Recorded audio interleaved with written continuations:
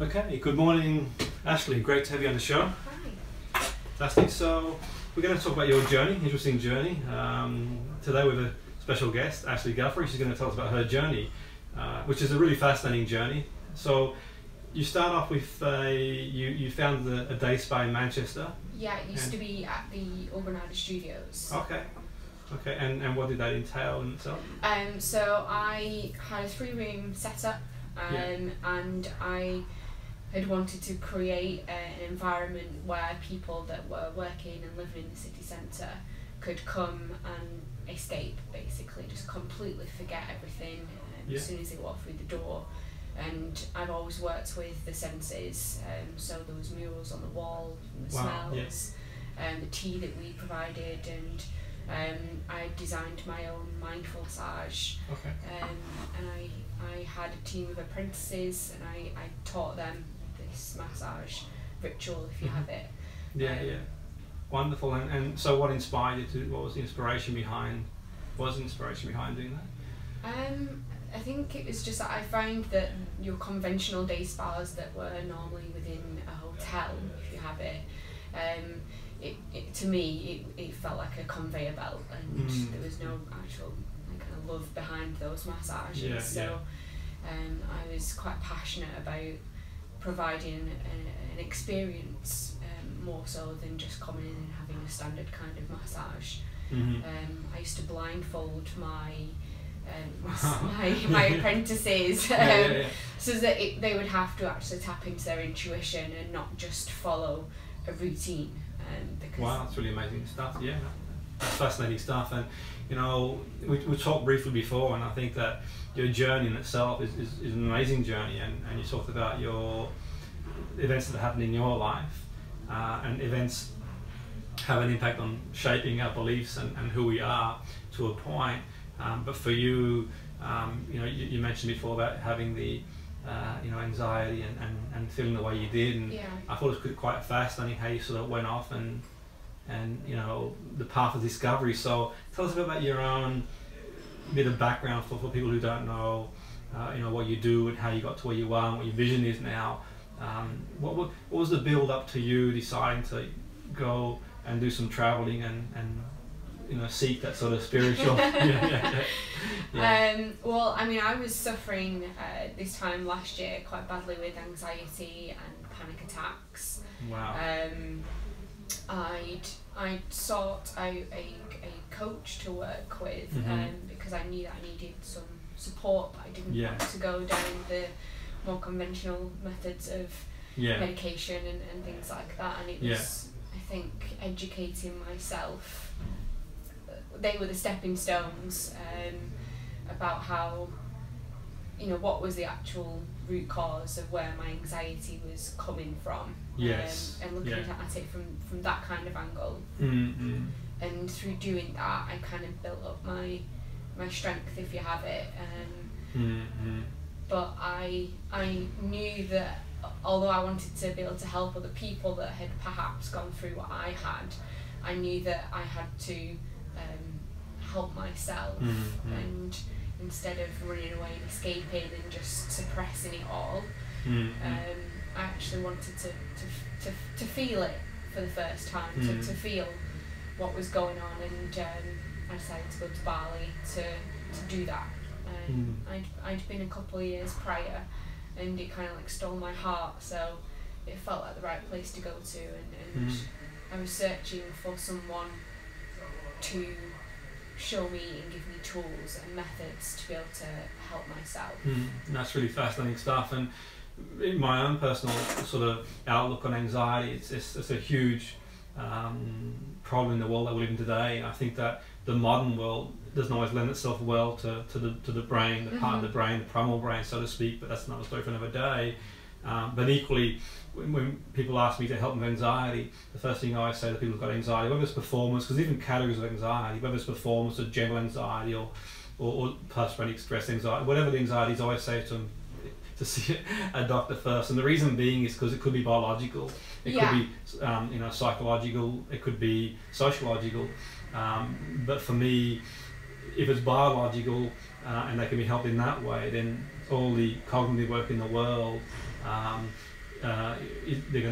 they can get help with it and they can improve, but equally, it could be down to nutrition, it could be down to biological factors. So I say, okay, I'm not a medic, go down that road first. And equally, not saying I can't work with them afterwards. I can if they're happy for me to work with. But equally, I think for me, you show a lot of strength to. I mean, I'm not sort of for or against medication. Not my field. I'm not a medical person, and I'm sure some people. It's the best way forward. Yeah, for sure. Yeah, for some people it is. But I thought it was quite brave of you to do what you did, and I think that part of your story really struck me a lot, because I know how debilitating anxiety can be through the work I do, and equally in my own life there's been periods where I've had, I wouldn't say major anxiety, but we know we all get anxious at points. The normal reaction, anxiety, is the brain working the way the brain should work to a point. I think it was pretty brave of you to do that, and so you leave the comfort of your own home, that network. You go to Bali. How did that feel when you first got there? And I wasn't able to string a sentence together. Wow. Pretty much when I arrived in Bali. Yeah.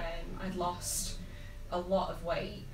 Not that I could have afforded to. yeah. But I felt like a shadow of my former self that I had been maybe 2 years prior. And I was kind of almost looking for my sparkle, I guess, because I knew it was in there somewhere. I just didn't know how to access it. Yeah. Yeah, that's interesting stuff. And because I always think experiences change people. I think that experiences is what move people, and I think that we can tell ourselves didactically we're okay, and we can rationalise and try and restructure our thoughts, and that works to a point for some people in certain situations. But it's like the other side. It's like, okay, it's like someone who's got a compulsion to eat ice cream. You're hardly going to say, well, I'm not going to eat this term, or whatever it is. And I think for me, experiences is what change people. We have an idea, an association, a behaviour. So some might have an idea that they might see their peer group as a teenager smoke, and they might idea that smoking is cool behaviour. Now, you tell the teenager smoking's bad for you, you're going to, kind of laugh to a point. But if you do an experience where they go see an emphysema ward and see the effects of smoking, they might change. Yeah.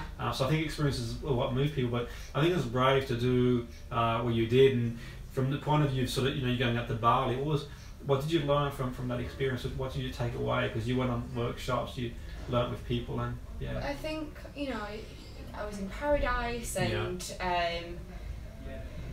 my friend actually came and met me. I was there for 7 weeks, so I was on my own for the first 3 weeks, and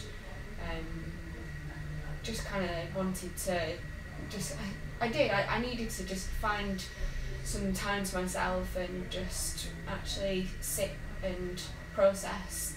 But my friend came and met me, and actually she, we had fun. I'd forgotten how to smile. I'd forgotten what the sound of myself laughing actually sounded like. And I met some incredible women on that trip, really different age groups that were all kind of going through transitions in their own life on a 3-day workshop, and to be able to hold that space for other women, where it's just a simple case of listening and them knowing that you've kind of got their back, and vice versa, and sometimes you don't even have to speak to anyone. It's just about sharing the same space, really, and experiencing the same journey in that moment, through whatever practice you're perhaps doing, be that breathing exercises or no, the breathing's great, and I think the breathing for sure. I must admit, when I do work with someone who's got anxiety, with anxiety years, one of the first things I do is get them to breathe properly again, and breathe deeper to calm the sympathetic nervous system down. The parasympathetic nervous system kicks in by breathing deep, because anxiety people tend to breathe really high and shallow, and that's hyperventilation. So I get them to go away and put their hand on their tummy and practice breathing deeper till it becomes an unconscious competence again. Obviously, when it's safe to do so, not when they're driving or in the shower things. But I think that the ratio is a big thing. People ask me. I always say, what you're comfortable doing, do. I know yoga people can breathe and you know, very deep and take long breaths. And I think some people sometimes will struggle with that. I always say to people, like, you know, just work on what you're comfortable doing to begin with, and just improve as you go along. But, you know, you seem to have had, from what you say and our conversation, an experiential shift with that experience, because then something must have clicked somewhere, because you end up going to Nepal, and that in itself is quite fascinating, how you just decide to go from Bali to Nepal. And yeah. So I had 7 weeks in Bali, and then because I'd seen the results from basically heart connecting exercises through breath work, through sharing like women's circles, but there's also like beautiful men there that I met, and I didn't realise the importance of connection, and how as human beings we actually need that in our lives. Oh yeah, very much so. And I knew that I was going to be coming home to start again with my business, and I wanted a new practice. So I decided that I wanted to master my mind, because I had the habit with the anxiety of overthinking quite a lot, and I wanted to break that pattern. So I decided I was going to go to Nepal, and I was going to learn how to play the Tibetan Singing bowls, to do sound healing therapy, and then subsequently I did 20 days of studies with monks and nuns on Buddhist psychology and philosophies in a monastery called Kopan Monastery. Wow, what an experience that would have been. Yeah. What was your biggest takeaway in that experience? What did you feel that you... I think some of the lessons in impermanence, how nothing, be it good or bad, lasts forever, you know. Yeah. It will eventually, like, you know, I've got a tattoo, this too shall pass, and I actually got that just before I went to Nepal, and that was a big lesson for me. You know, on anger, on attachment, between what's the difference between love, what's the difference between attachment, and how we go about our daily lives in different various types of relationships. And for me, it was, you know, not it's basic psychology. That was my interpretation of it. Yeah, no, it's really fascinating you say. It's almost like we're doing a full circle now, where, you know, modern psychology is sort of lending a lot of principles from ancient philosophy. Very much so. And it's great to a point. I think for me, it's blending it is a challenge, and I've always said that. And I'm a big advocate of mindfulness and meditation, and I found myself through meditating, and I'd spent many years of studying many different modalities, and I knew so much about the brain, and knew so much about functionality, and knew a lot in terms of the science behind it all. I knew how to do a number of techniques as well that I've learned through various modalities in CBT, NLP, hypnotherapy. What was lacking is that ability to just be.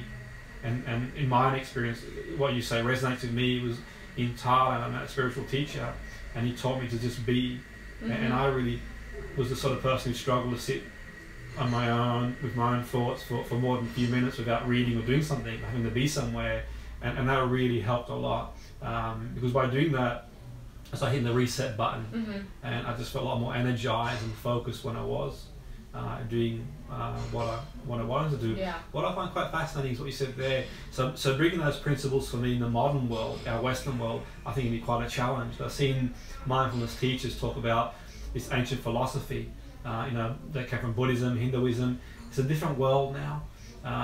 You know, back then we didn't have, you got to be at work at this time. It's like if you tell your boss in the morning, I've got to be mindful for an hour, he or she's hardly going to. So I think the ideology, and also for me, in some trauma victims, they might struggle. I can't remember which teacher it was one time. One of my lecturers, I don't recall who it was, but I've mentioned it before. I've been through so many lectures, but he mentioned that one time that some people will struggle with mindfulness because the parts of the brain, some of the parts of the brains aren't working as they should be working. So if they've got to sit still and fight, flight, freeze, and trauma people associate a lot to say people fighting in wars, and that can be traumatic, but equally trauma can be domestic violence, abandonment. So there's a lot of people out there that, you know, have some element of trauma, and being mindfulness can be a challenge. When I used to work in care homes in education, I used to teach some young people to be mindful and meditate. And it wasn't until I had this realization that some of them had suffered horrendously, growing up, severe abandonment. It may not be the right thing for them. So I sort of phase them into it and do stuff like sports and do stuff that was really experiential to get the brain going again. And then I'd sort of phase in, okay, can we sit there for a moment and be calm and not judgmental and so on and so forth. But what sort of fascinates me is your vision to bring some of this learnings. And I think it's great, the more people like yourself, the better. How do you envisage, I know it's a big question, but how do you envisage sort of bringing some of those things you'll learn in Bali, Nepal, to the world that we live in? Well, I just got back from Guatemala, where I was working on a retreat, and I put together a couple of workshops that involved some of the breath work that I learned, the sound therapy was involved with it. And I had so much fun doing it, and I kind of feel that I now want to bring it to Manchester specifically. You can adapt it, so very much so. And I think it's holding a safe space for people. It might be people that have suffered with trauma, that are going through, a transition in their life where change is quite big and you don't quite know how to process it or what to do with it. And I think providing that support for people, because sometimes we don't know where to turn to.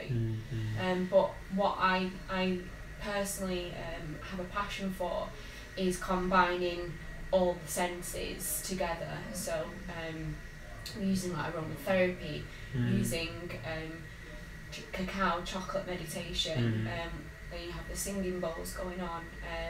I also work with brainwaving treatment, which is using the binaural beats combined with the singing bowls. That's really fascinating stuff, and I find it really interesting. It's interesting that you say, and the sound therapy stuff's really fascinating. What did you sort of make of that? I mean, I'd experienced it quite a few years ago in India for the first time, and I was just like, this is incredible, because you feel it, you feel the vibrations physically, the actual sound frequencies that are given off by the bowls match the same brain waves that we use when we are going into a deep meditative state, or the dreamlike state. Yeah, that's really interesting, because we mentioned, we talked about hypnosis prior to the interview, and one of the goals of hypnosis is to bring the brainwave activity to an alpha state, maybe slightly a bit deeper than alpha in certain situations, because we're more creative to change, and the person is still in control completely. You're just more receptive. The critical factor is down, that conscious mind that sort of deliberates, and if we can bring that down, then we have a better chance of change, facilitation. So it's really interesting you say that. We use obviously the senses a lot in hypnosis too, so it's quite fascinating you say that. And some of the recordings I do on iTunes, our goal is, and people have sort of emailed saying, well, there's certain frequencies we use, and we don't do it deliberately in that respect, but we do have a goal of using the music with the that we use with the hypnotic audios, which are educational. We don't put it out there to treat anybody. They're purely educational. If people can make use of it, then good for them. But we do aim to bring the frequency to the more alpha state, theta state. There is that sort of, and that's something I became familiar with a year ago too. The frequencies, I think that's quite fascinating stuff, for sure. It really is, and there's a lot of research that has gone into it, and the effects it has from a cellular level. I've personally done research over the last 6 months on, from metaphysical levels, how do we store emotions within the body that cause discomfort, disease, and ultimately that was what led me on that journey to Bali in the first place, because I wanted to delve into that further. That's really interesting stuff, and I think that from Bali to Nepal, I think it's sort of a big jump in the sense that Bali is one thing, but Nepal, in that environment, anxiety, it was very intense. Wow, at the end of it, my brain was literally like, so you've gone from so much information. Wow, that's amazing. And coming home, I definitely saw a difference in how I reacted to stressful like circumstances and situations, my thinking pattern had definitely changed. In what so you would reappraise situations that you used to do in the past, or past experiences, had a reappraisal of it for sure. When you mentioned the breathing, just out of curiosity, from your point of view, what sort of breathing stuff do you do? So we do counting of breath, where you see how far you can get between, you start at 1 and then you count upwards to 10, and if you get distracted, say, you would go by a sound or a thought, you would come back down to 1. Oh, okay. But I also quite like the deep, quick belly breaths. Okay, yeah. Some people call it shamanic breath work, others call it alchemic breath work. Yeah, that's really interesting stuff. Yeah, I mean, I've seen the motivational speaker Tony Robbins. I've been to a few of his events over the years, and I think he does something similar to that. Yeah. How I like to use it is I do something called trauma release therapy. Okay. So I'll get people to start the deep belly breaths, and your mouth is kind of like slightly open, and it'll be a constant breath, so there's no pause between the breath. And you'll place, like, imagine these are your feet, you'll place your feet together and your knees outwards, and you will basically chase the tremors, so your knees will start to shake. And this is calming the nervous system down and releasing excess adrenaline that interesting stuff. Store within the body. A bit like when animals kind of like shake themselves off after they've experienced a trauma. Yeah, it's kind of like doing that with the body. Wow. And how did you find that work for yourself when you saw? I've had some really good results from it, in terms of releasing any emotions that I haven't yet processed, and connecting with that breath. I think helps to bring you back into the body, and it allows you to, like, for example, we store fear within hips. Okay. Wow. We store grief within the shoulders, because it's all connected to the lungs. And that's more from a Chinese philosophy, meridian work. Oh, that's interesting stuff. Yeah, no, that's the mind-body connection. Yeah, exactly. I think sometimes people struggle with the mind-body connection. I always say to people, well, if you've got an exam and you feel nervous, you may need to go for a wee, for example. So the mind-body, and sometimes when people are really, really stressed, they get hives and they break out of skin reactions. So from my point of view, we know now that it's pretty much one system anyway. And I find it fascinating. I think that it's quite interesting how you've got sort of the East and West, and how we've sort of, science has come so far. And for me, it's the analogy I use actually is like we're at the edge of a pier. We've come so far with so many different scientific ways of measuring things now, but we're like at the edge of a pier. There's an ocean we don't understand. And in my own journey to understand things, I've sort of gone into the East and looked at their philosophy and seen ways to adapt it in the world that we live in today.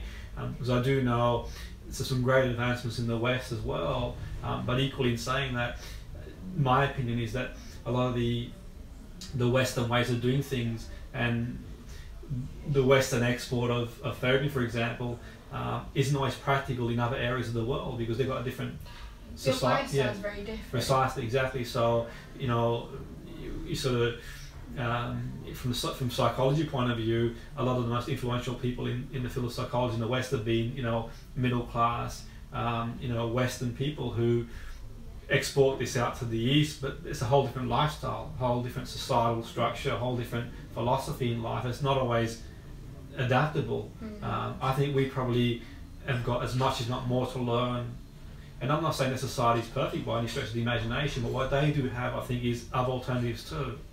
And that's what I see. That's the way I see it, where we can look for alternatives as well, like the breathing, like the experiential stuff. And people like yourself are like, testimony to see how it might not work for one person, but it could work for another person. So, things like, breathing and doing some of the experiential work that you do, the ceremony type thing, they're quite useful to have a go. I think, in my opinion, if all things are okay to have a go, obviously I wouldn't recommend anyone do it unless they're okay to do it. If they're seeing a clinical person, they're under medical care, I would first make sure they check out with them before they do it. Yeah, for sure. But all things being well, I think it's we all could work together. But what's quite interesting, the cocoa ceremony, I did one of those in Thailand actually. I was quite skeptical to begin with. I've been doing a lot of flying, and I had like I do a lot of music too, and I had like my ear was ringing for some reason, and there's an irony that I'm not going to be dismissive of Western medicine. I've got some great people in the medical field. I'm not a medical person myself. I work with the mind cognitively, but I said to my GP, my ears ringing. Can you give me something for that? My concern was before I left on my travels, it could have been some sort of infection brewing. I thought I don't want to get stuck somewhere in the world. And he gave me something, and I sort of looked at it, and I thought, well, it's not for me. I'm not saying other people shouldn't take it. No, but here I'm in Thailand. It came back again. I thought I'm going to do a number of seminars in Thailand. And this woman said to me, why don't you come to a cocoa ceremony tonight? I'm like, cocoa ceremony? Why in the world is all this about? But ironically, I don't know. And you know, I mean, I study neuroscience too, and I don't know how they would sort of perceive it. But I turned up to a cocoa ceremony, and literally, I woke up the following morning, and it had gone. I don't know what she did, how she did it. She had some sort of bell ringing in my ear. Drink this.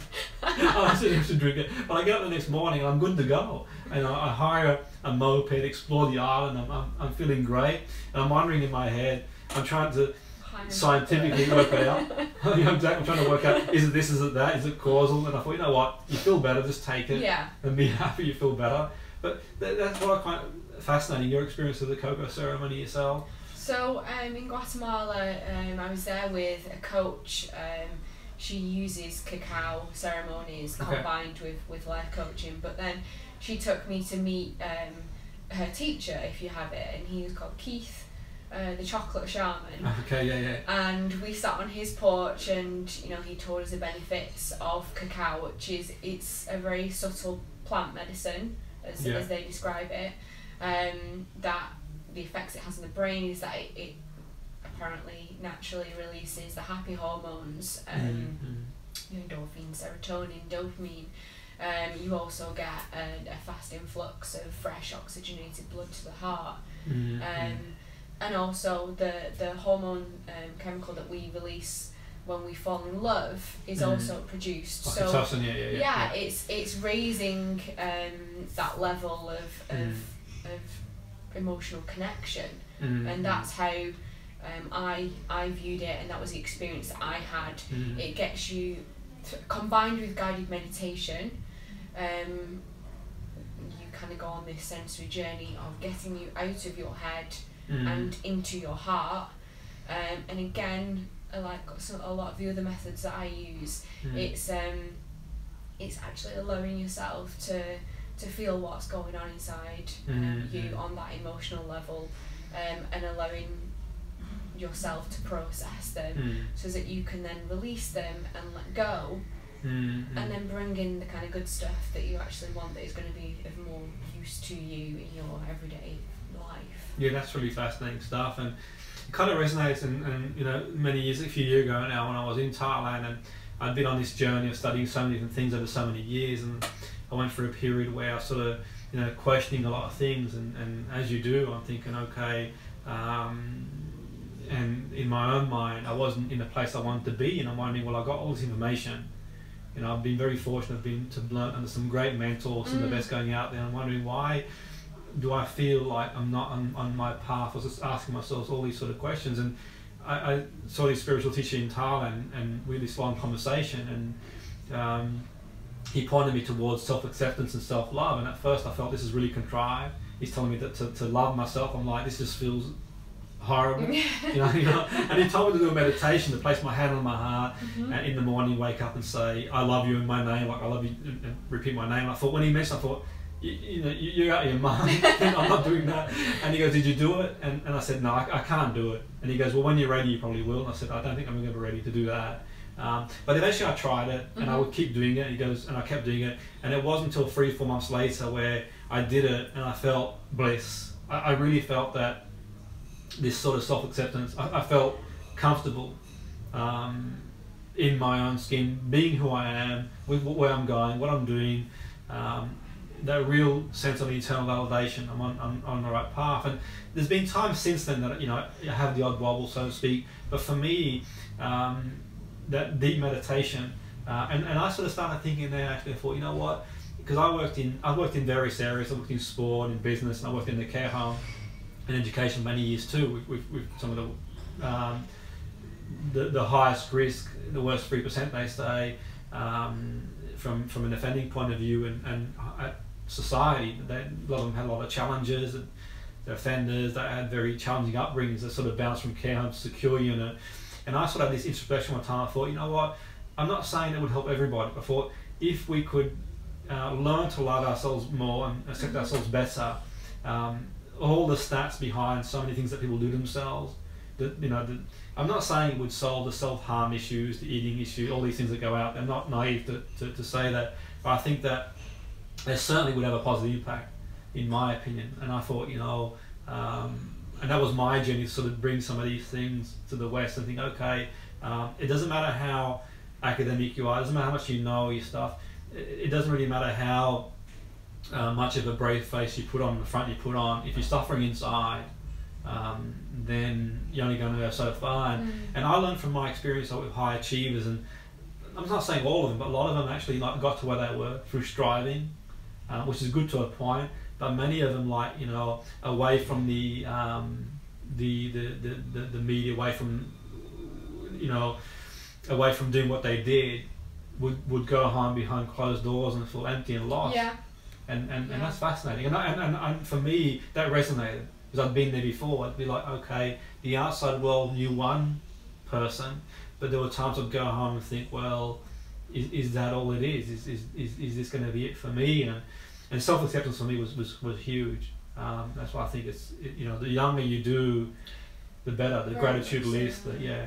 I think that you know, we're not taught self-love from a young age, and it kind of seems that now self-care, self-love is increasing, and if we can now start to teach it to children, then the next generation I think are going to be quite different mindsets to what perhaps kind of like this generation. I think so. Yeah, and we can see, like, certainly not necessarily a revolution, but evolution. I mean, I have noticed that people are more open-minded, just you know, just generally, you know, people looking for other you know, sources and stuff like that. Yeah, for sure. I think so.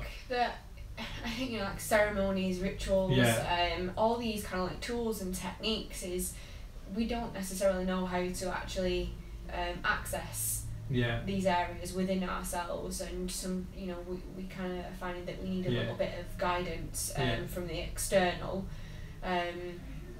but people that are kind of curious about it, it's exciting. Yeah, I think so. I think it'll certainly make an impact. For sure, and I think we're scratching the surface now. People are seeing it. I think it's important to be holistic in the sense to uncover every stone, and that's not saying that in the West people aren't holistic, because for me holism is about uncovering every stone, biologically, psychologically, sociologically, and all working together. Or even in Eastern principles, people say they're holistic, but not really. They're very reductionist. They're like, okay, it's only one way, but I think you've got to take the whole big picture into account. So, you know, whether it's a shaman healer, whether it's a psychiatrist, I think they've all got to be open-minded to say, okay, it could be biological, it could be genetic, it could also be psychological, it could be just environmental. There's many things, and you know, it could be linked to one thing or the other, but it's a cocktail really of all things all meshed in, and for me, we can sort of just master the cracks and the symptoms, or we can sort of start looking for some of the root, the causal influences that take people where they are. And use experiences to move people. I think that's the big thing in my journey, doing what I do. Experiences are what change people, you know, to a point where it's appropriate, because you know, you can sort of logically try and process stuff, and the logical brain says one thing, but the emotional brain is always going to override that and have the biggest influence on our behaviour, one would think. So going forward, and so your vision is now to do some workshops in the UK. I'm hoping to host my first one in April. It'll be in the city centre of Manchester. Okay, wonderful. Yeah. Just waiting to find the right for the right venue to find me. Yes, yeah. And I think being playful with it.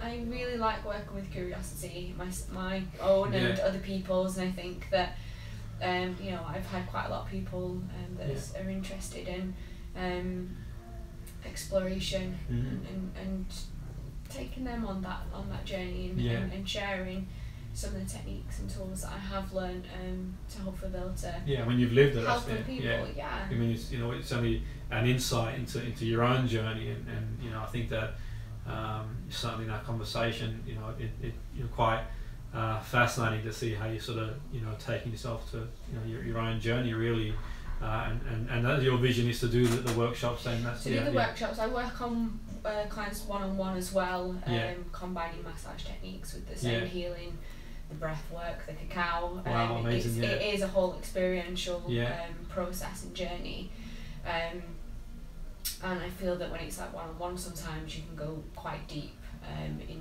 making those shifts. Yes. And I really am wanting to help support people that are going through those changes. And then I'm hoping to co-create with the right people a retreat in Bali.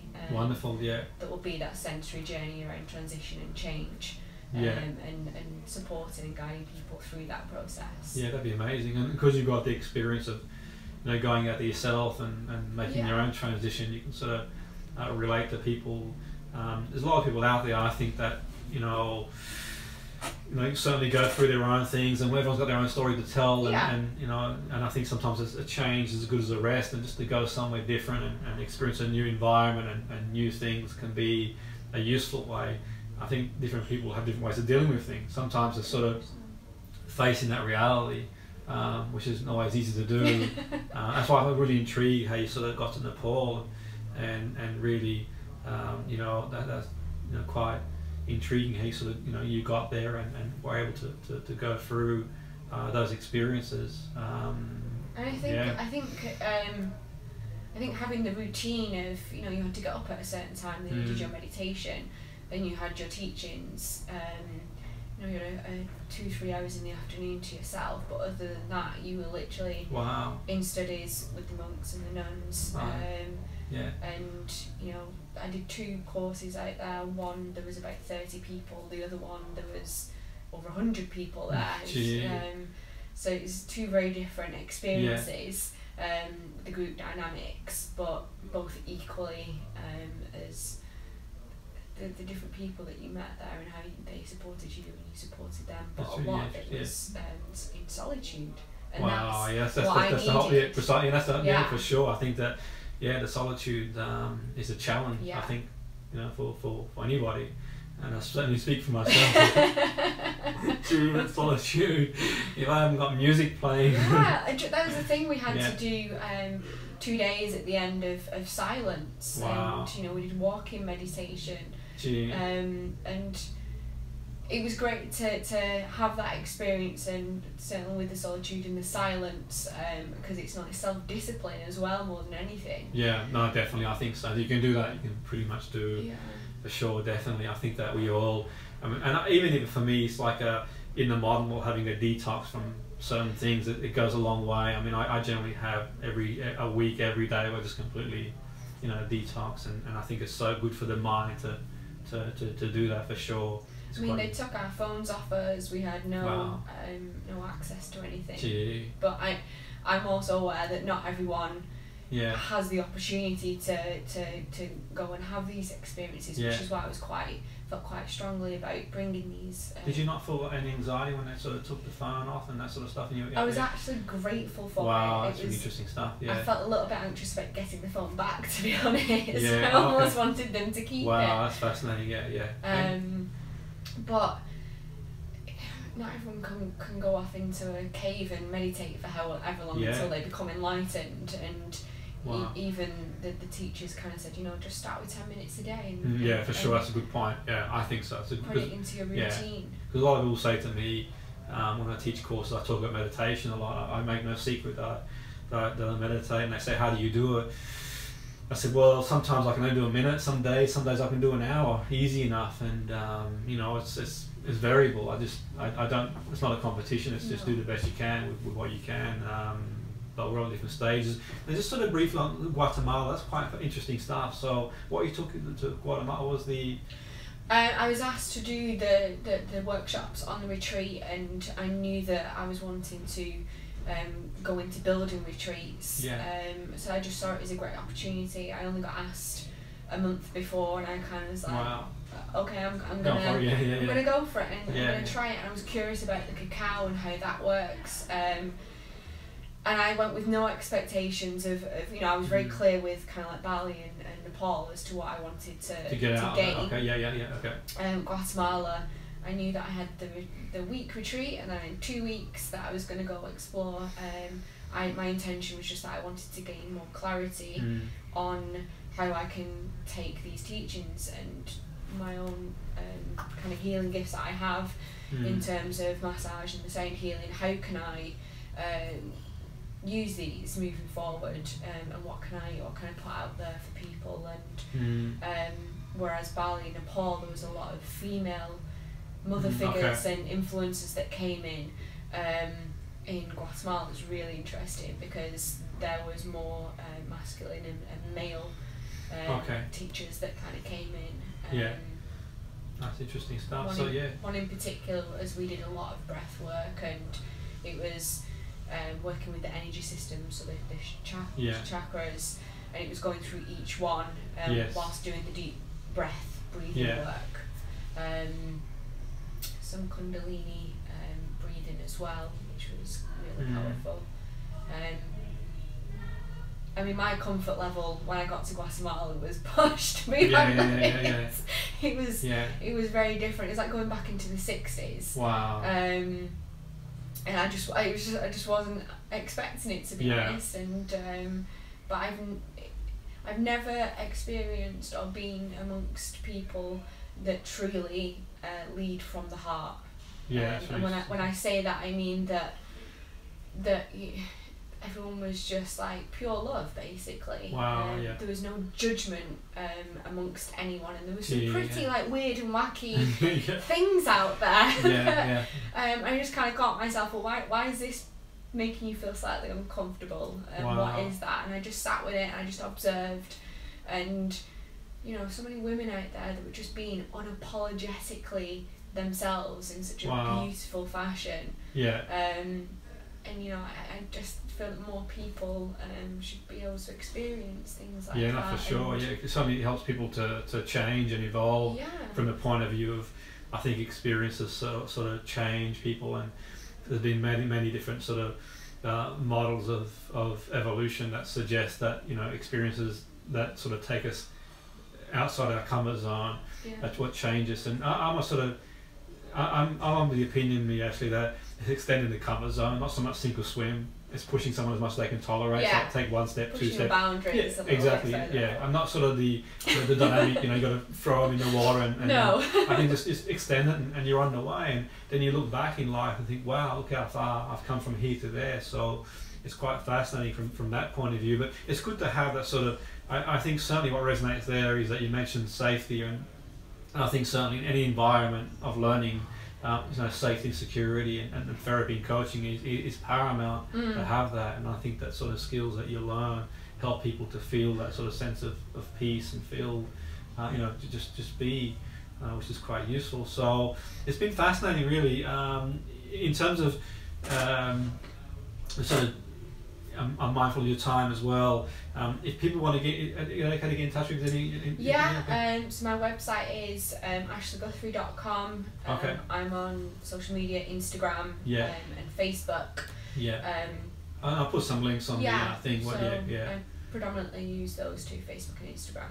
Yeah, for sure. Okay, definitely. And you got the website. My email, you can contact me via the website as well. Yeah, I mean, put out to the universe, and who's meant to get in touch. That's the key thing for me. Get it out there, and what will be, so to speak. So I really want to thank you for coming on board the show. It's been a pleasure interviewing you, and no doubt I'll keep an eye on how you get on. It sounds amazing what you're doing. So, you know, wish you all the best with that. And, you know, I'll leave you your details and some links anyway if people want to get in touch, and we'll go from there. Thank you, Ashleigh. Thank you.